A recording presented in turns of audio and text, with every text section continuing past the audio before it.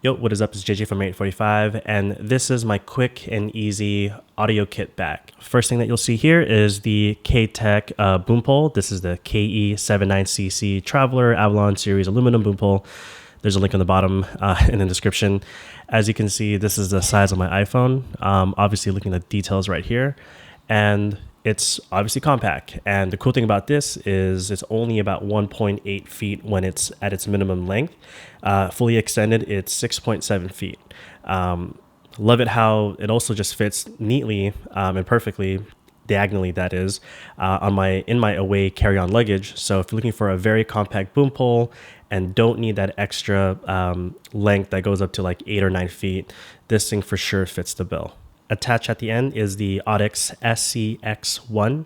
And I've been using this as my backup, and only recently when my Rode NTG3 crapped out on me during a shoot, I ended up using this, and I actually have loved the sound quality from this microphone. Over here is the trusty Sony MDR headphones. I recently did a mod on this headphones after looking at Caleb's video from DSLR Video Shooter. So did the whole mod. You can see that there's a hot shoe in there, and you can actually remove the plug so that way this whole thing can be worked wirelessly as depicted in his video. The star, however, in this video is this bag right here. I actually looked into the bag that Caleb had mentioned in his video, which is a very expensive bag, and obviously if you are a sound recordist, you should be getting the best bags out there that fit your workflow. And for me, I am not a sound recordist. I actually had used this exact setup and gave it to a friend who had zero experience recording sound, but I just had a project that I'm producing with really zero budget. And so I asked her if she'd be willing to help, and I just gave the instructions of, you know, here's the levels, and make sure that the sound it hits between these numbers, the negative 12 and negative 6 dB, and just to be using the microphone as close to the subject as possible, but without being in my frame. And so this is actually a $15 military bag.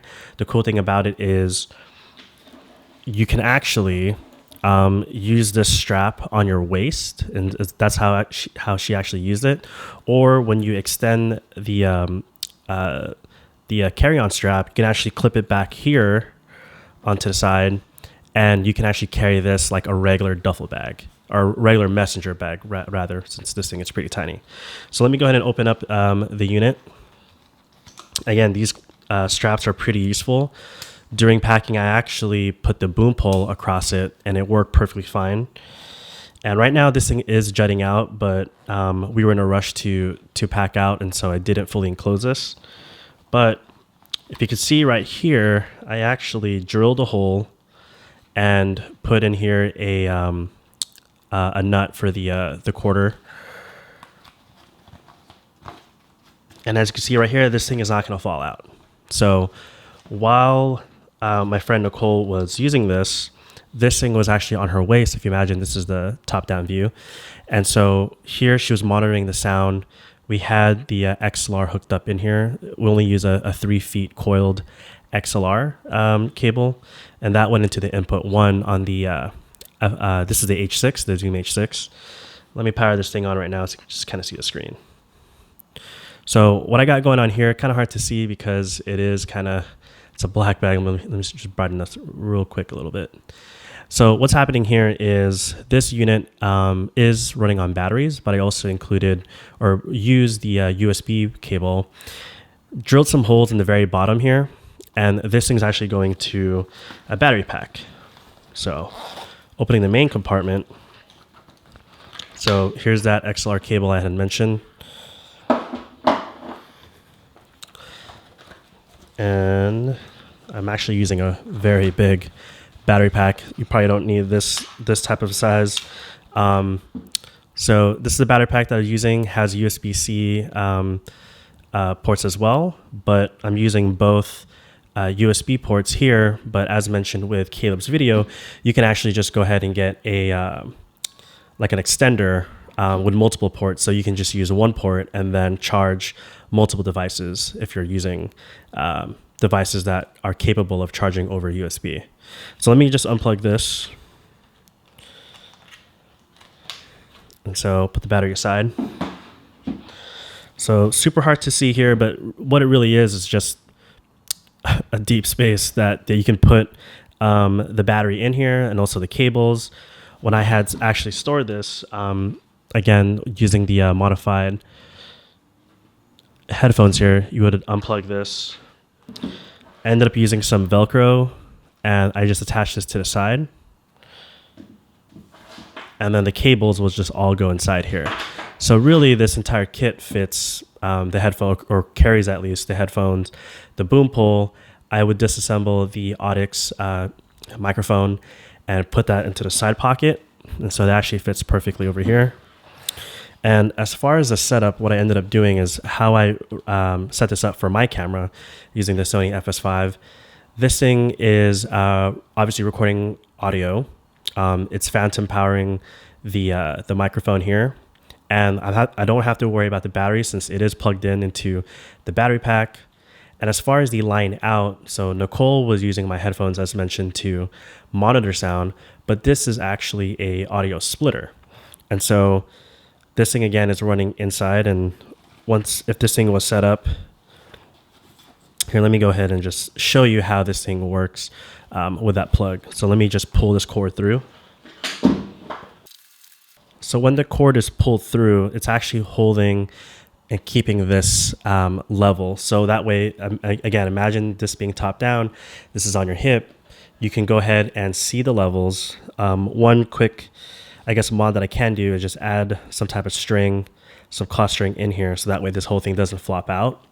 But at the moment, the 3.5 connector or audio splitter is keeping this thing leveled since, again, I drilled a hole underneath and just threaded the plug right here, the splitter, so I can unplug this. So here's the audio splitter. And so one is going to the headphones and the other I'm actually using to connect the Rode Wireless Go unit. So this one, this is the transmitter where you typically would have a microphone. So I plug in the line out and then this thing was being sent directly to my FS5. So I have an FS5 with the receiver, and the receiver has the 3.5 cord to a male XLR. So that way I have both scratch audio on the FS5 with the onboard microphone, but I'm also recording anything and everything that this thing picks up on the microphone. The only difference is in post, I will be just using this audio to use Pluralize to sync the audio together. And as we're talking about audio, a plane is passing by. And again, with the Rode Wireless Go mic, it does have a USB-C port and can be charged via USB, which is why all of it is being powered by this battery bank. Again, this is pretty big. I'm pretty sure you don't need something as big as this. But this is a quick overview of my audio kit that I assembled last night for today's shoot. But I want to make things pretty tight, everything compact, very easy to use, very intuitive to use, because again, when you have this on your waist, the sound recordist, again, my friend with zero experience, could just see the levels right away. She knew that she's just recording the entire time. And with the audio out, she's monitoring the sound and also giving me sound to my camera, in which in post, I can just use Pluralize to sync the sound together with using the higher quality files from the Zoom H6 recorder.